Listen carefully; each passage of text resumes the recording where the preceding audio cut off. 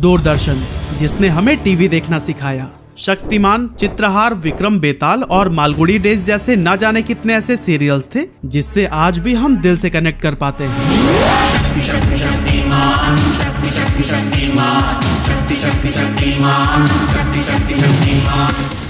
यहाँ तक कि रामायण और महाभारत आने से पहले लोग अपने घरों की साफ सफाई करके अगरबत्ती जलाकर बैठते थे और एपिसोड खत्म हो जाने के बाद से प्रसाद भी बांटे जाते थे। क्रिकेट हो या फिर ओलंपिक्स, हर खेल का प्रसारण दूरदर्शन पर ही होता था। लेकिन एक समय पर अलिफ लैला, नुक्कड़, चंद्रकांता और इनके ही जैसे कई सारे हिट शोज देने वाला हमारा पसंदीदा चैनल आज गुमनाम सा हो गया है। इसे देखना तो दूर, ज्यादातर लोगों को तो ये भी नहीं पता है कि दूरदर्शन अभी चल भी रहा है या फिर बंद हो चुका है। पर ये डाउनफॉल आया कैसे? क्यों हमारे दिलों में बसने वाला दूरदर्शन आज गायब सा हो गया है? सब कुछ हम डिटेल में जानने वाले हैं आज के इस वीडियो में। अब दोस्तों, वैसे तो आज सोशल मीडिया और मॉडर्न टीवी शोज का जमाना है, लेकिन अगर आप 90s में जन्मे हैं तो फिर आपको दूरदर्शन से एक अलग ही लगाव होगा। वो एक जगह पर सभी का इकट्ठा होकर टीवी देखना, सिग्नल प्रॉपर न आने पर छत पर जाकर एंटीना हिलाना, मतलब अलग ही टाइम था वो हम सब के लिए। पर सवाल ये है कि रेडियो के उस जमाने में हमें दूरदर्शन मिला कैसे? असल में दूरदर्शन की नींव आजादी के लगभग 12 साल बाद 15 सितंबर 1959 में एक पायलट प्रोजेक्ट के रूप में पड़ी थी।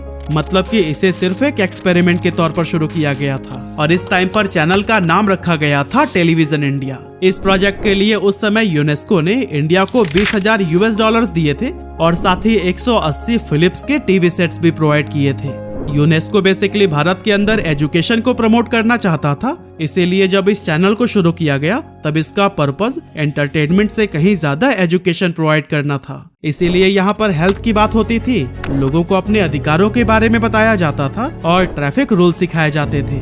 ये उस समय इसलिए जरूरी था क्योंकि लोगों के बीच इन चीजों को लेकर बहुत ही कम अवेयरनेस थी और कम जानकारी की वजह से लोग ना तो नियमों का पालन कर पाते थे और ना ही किसी के सामने अपने अधिकारों की बात रख पाते थे। शुरुआती दिनों में दूरदर्शन पर हफ्ते में सिर्फ 2 ही दिन प्रोग्राम्स आते थे, वो भी सिर्फ आधे घंटे के लिए। लेकिन फिर आगे चलकर 1965 में पहली बार इस चैनल पर हर रोज 1 घंटे का ब्रॉडकास्टिंग शुरू किया गया और इसमें 5 मिनट की न्यूज बुलेटिन भी जोड़ी गई। अब दूरदर्शन की इस पहल ने इसकी पॉपुलैरिटी को बहुत ही ज्यादा बढ़ा दिया, क्योंकि लोग जो पहले सिर्फ रेडियो पर न्यूज सुना करते थे वैसे अब टीवी पर देख भी सकते थे। लेकिन दोस्तों, इसके बाद से नेक्स्ट ईयर दूरदर्शन पर एक ऐसा प्रोग्राम आना शुरू हुआ जिसने की देश में क्रांति ला दी। एक्चुअली हम बात कर रहे हैं कृषि दर्शन की, जिसकी शुरुआत साल 1966 में की गई थी। यही वो प्रोग्राम था जिसके साथ देश में हरित क्रांति की एंट्री हुई थी। असल में उस समय ज्यादातर लोगों का जीवन एग्रीकल्चर पर डिपेंडेंट था, लेकिन मैक्सिमम लोगों को खेती करने का सही टेक्निक, अच्छे मशीन्स और फर्टिलाइजर्स का नॉलेज नहीं हुआ करता था। ऐसे में कृषि दर्शन ने पूरे देश के इकोनॉमी पर इम्पैक्ट डाला और अब किसान भाइयों को खेती से संबंधित सभी जानकारियां दूरदर्शन पर ही मिलने लगी। और दोस्तों, कृषि दर्शन एक ऐसा प्रोग्राम है जो कि आज तक चलता ही आ रहा है और इसने लॉन्गेस्ट रनिंग टेलीविजन प्रोग्राम का रिकॉर्ड भी अपने नाम कर लिया है। खैर, उस समय तक दूरदर्शन की सेवाएं सिर्फ दिल्ली में ही दी जाती थी, लेकिन साल 1972 आने तक मुंबई में और फिर 1975 तक चेन्नई, कोलकाता, अमृतसर जैसे बड़े शहरों में भी इसे शुरू कर दिया गया। और दोस्तों, इसी दौरान इस टीवी चैनल का नाम बदलकर टेलीविजन इंडिया से दूरदर्शन कर दिया गया, क्योंकि भारतीय लोग इस इंग्लिश नाम से कनेक्ट ही नहीं हो पा रहे थे। वैसे अभी तक दूरदर्शन तो सिर्फ बड़े शहरों तक था, लेकिन 1970s के दौर में अपना नेटवर्क बढ़ाने के लिए इसने satellite instructional television experiment launch किया। बेसिकली इसे नासा और इसरो ने मिलकर डिजाइन किया था और इसका पर्पस भारत के छोटे से छोटे गांव तक टीवी ले जाकर एजुकेशनल कंटेंट लोगों तक पहुंचाना था। और इस प्रोजेक्ट के जरिए कुल 2400 गाँव में टीवी प्रोग्राम टेलीकास्ट किया जाने लगा। लेकिन दोस्तों, आगे चलकर 1982 दूरदर्शन के लिए और भी सुनहरा समय साबित हुआ, क्योंकि इसी साल इंडिया एशियन गेम्स को होस्ट कर रहा था और उसी दौरान दूरदर्शन ने पहली बार कलर टेलीकास्ट की शुरुआत की थी। इसके साथ ही इसने अपना आइकॉनिक लोगो और सिग्नेचर ट्यून भी इंट्रोड्यूस किया, जो कि आज भी इसके आइडेंटिटी का एक हिस्सा है।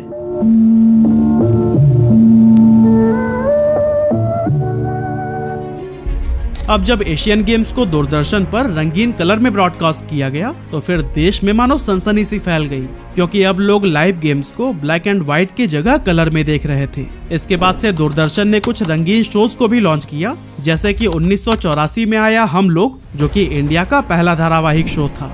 दूरदर्शन का ये शो भी काफी हिट हुआ क्योंकि इसमें मिडिल क्लास फैमिली के स्ट्रगल्स को दिखाया गया था और आम लोगों ने इसे अपने जीवन से रिलेट करके देखा और इस तरह से ये शो लोगों पर हमेशा के लिए अपनी छाप छोड़ गया।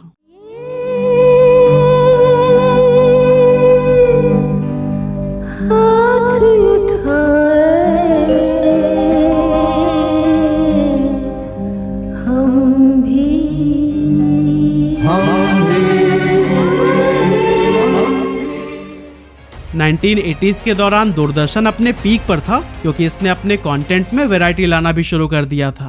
इस दौरान कई सारे ऐसे शोज लॉन्च किए गए जिनका जिक्र आज भी किया जाता है, जैसे कि 1987 में इसने रामायण को लॉन्च किया जो कि इतना ज्यादा पॉपुलर हुआ कि इससे इंस्पायर होकर इसके नेक्स्ट ईयर ही यानी कि 1988 में महाभारत को भी लॉन्च कर दिया गया और इन दोनों आइकॉनिक सीरियल्स ने पूरे देश में ही एक वेव क्रिएट कर दी थी क्योंकि लोग पहली बार रामायण और महाभारत की कहानियों को वीडियो के रूप में देख रहे थे। जो ये सीरियल्स इतने ज्यादा पसंद किए गए कि जब इनका टेलीकास्ट होना होता था तो लोग अपना सारा काम धाम छोड़कर टीवी के सामने बैठ जाते थे क्योंकि ये लोगों के लिए सिर्फ एक एंटरटेनमेंट नहीं बल्कि एक रिलीजियस एक्टिविटी बन गया था। यहाँ तक कि हर रोज लोग अपने घरों की साफ सफाई करके अगरबत्ती जलाकर इस शो के टेलीकास्ट होने का इंतजार करते थे। कमाल की बात तो यह है कि एपिसोड खत्म हो जाने के बाद से लोगों में प्रसाद भी बांटा जाता था क्योंकि वो इसे टीवी शो नहीं बल्कि रामायण या महाभारत का पार्ट मानते थे। दूरदर्शन ने अपने इन कल्चरल शोज के जरिए पूरे देश के लोगों को एक साथ जोड़ लिया था, लेकिन ऐसा नहीं है कि इनसे मिली पॉपुलैरिटी के बाद से इस चैनल पर सिर्फ इसी तरह के ही कंटेंट को दिखाना शुरू कर दिया गया, बल्कि इस पर रंगोली और शुरभी जैसे कई सारे शोज भी लॉन्च किए गए जिसके जरिए इंडियन कल्चर और आर्ट को प्रमोट किया जाता था। इसके अलावा दूरदर्शन ने साइंस पर बेस्ड शो टर्निंग पॉइंट और वुमेन एम्पावरमेंट पर बेस्ड उड़ान जैसे प्रोग्राम्स भी लॉन्च किए जिससे कि चैनल ने एक रिस्पॉन्सिबल ब्रॉडकास्टर की इमेज बना ली और लोगों के बीच इसे लेकर विश्वास बढ़ने लगा। अब दोस्तों यहाँ तक तो मार्केट पूरी तरह से दूरदर्शन के फेवर में थी, लेकिन जल्द ही चीजें बदलने लगी और ये बदलाव आया इकोनॉमिक लिबरलाइजेशन के बाद से।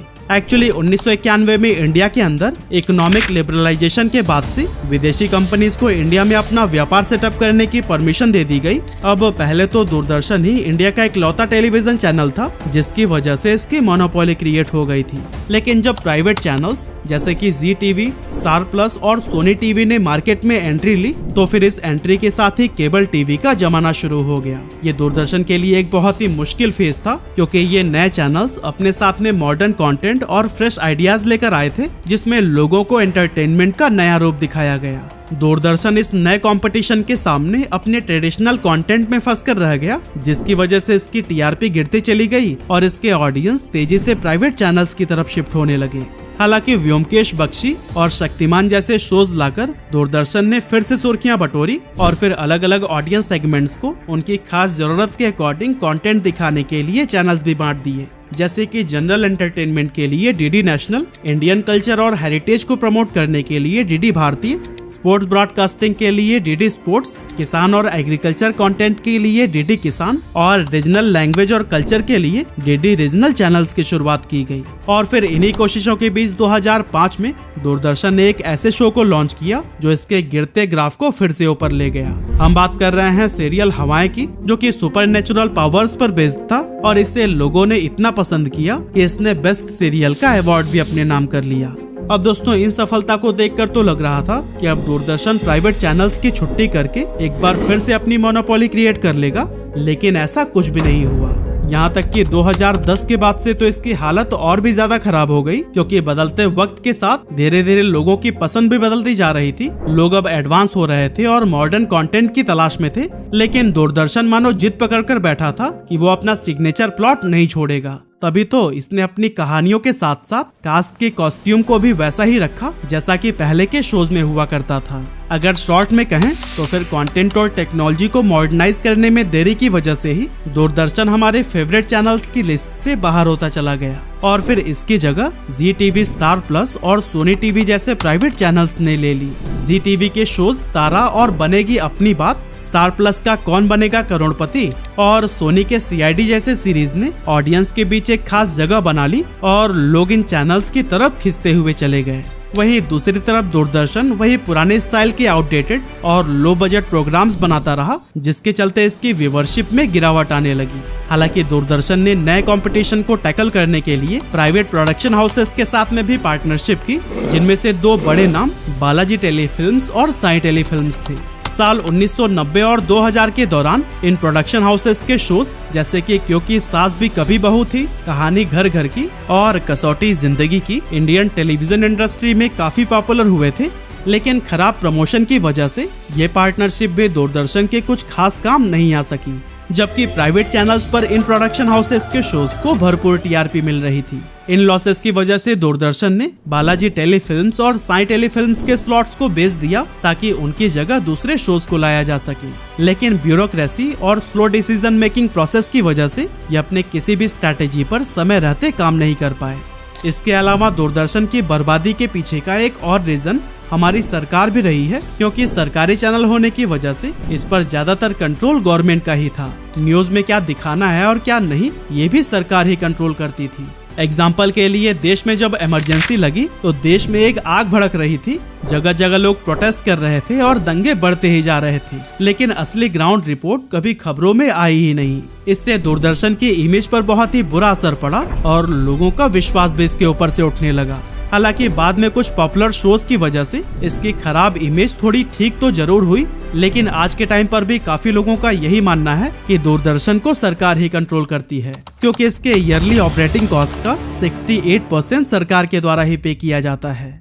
हालांकि ऐसा नहीं था कि दूरदर्शन के इन प्रॉब्लम्स को सुधारने की कोई कोशिश ही नहीं हुई, बल्कि एक बहुत ही popular telecommunication engineer doctor Sam Pitroda ने दूरदर्शन को सक्सेसफुल बनाने के लिए कई सारे टिप्स दिए थे। जैसे कि उनका मानना था कि दूरदर्शन को अपने कंटेंट प्रोडक्शन के ऊपर 15% की जगह 50% तक खर्च करना चाहिए, क्योंकि और प्राइवेट ब्रॉडकास्टर्स को भी अगर हम देखें तो वो 60 से 70% सिर्फ और सिर्फ अपने प्रोडक्शन पर ही खर्च कर देते हैं। लेकिन इस गवर्नमेंट कंपनी दूरदर्शन में कहाँ कोई इनकी सुनने वाला था। हालांकि कोरोना काल में जब रामायण और महाभारत दोबारा टेलीकास्ट किया गया तो इसे लोगों ने खूब प्यार दिया, जिसके बाद से सरकार को लगने लगा कि अब दूरदर्शन के कमबैक का टाइम आ गया है। लेकिन ऐसा कुछ भी नहीं हुआ, क्योंकि इन शोज को ज्यादातर वही लोग देख रहे थे जो पहले के टाइम में इन्हें देख चुके थे और फ्री टाइम में अपनी यादों को वो ताजा करना चाहते थे। इसीलिए जब पैंडेमिक खत्म हुआ, लोग बाहर निकलने लगे और अपने काम में व्यस्त हो गए तो दूरदर्शन की व्यूवरशिप फिर से गिर गई। लेकिन अब सवाल ये है कि क्या अब भी ऐसा हो सकता है कि आने वाले सालों में फिर से लोगों के बीच दूरदर्शन का क्रेज बढ़ने लगे? देखिए दोस्तों, क्रेज का तो नहीं कह सकते, लेकिन आशा कर सकते हैं कि दूरदर्शन फिर से ऑडियंस को अट्रैक्ट करने में कामयाब हो सकेगा, क्योंकि पिछले ही साल कैबिनेट ने दूरदर्शन और ऑल इंडिया रेडियो को मॉडर्नाइज करने के लिए 2500 करोड़ रुपए से भी ज्यादा का बजट अप्रूव किया है। और इस स्कीम का मेन फोकस दूरदर्शन के इंफ्रास्ट्रक्चर को अपग्रेड करना है, जैसे कि HD क्वालिटी ब्रॉडकास्टिंग और डिजिटल ट्रांसमिशन शामिल करना। लेकिन ये सब तभी मुमकिन हो पाएगा जब फंड्स का सही तरीके से इस्तेमाल किया जाएगा। फिलहाल दूरदर्शन के लिए मार्केट में बहुत सारे चैलेंजेस मौजूद हैं। ऐसे में ये बजट इनके लिए नया चैप्टर खोल पाएगा या फिर नहीं, ये तो हमें आने वाले वक्त में ही पता चल पाएगा। लेकिन अगर इस वीडियो को देखने के बाद अगर आपकी भी पुरानी यादें ताजा हो गई हो तो हमें कमेंट करके जरूर बताइएगा।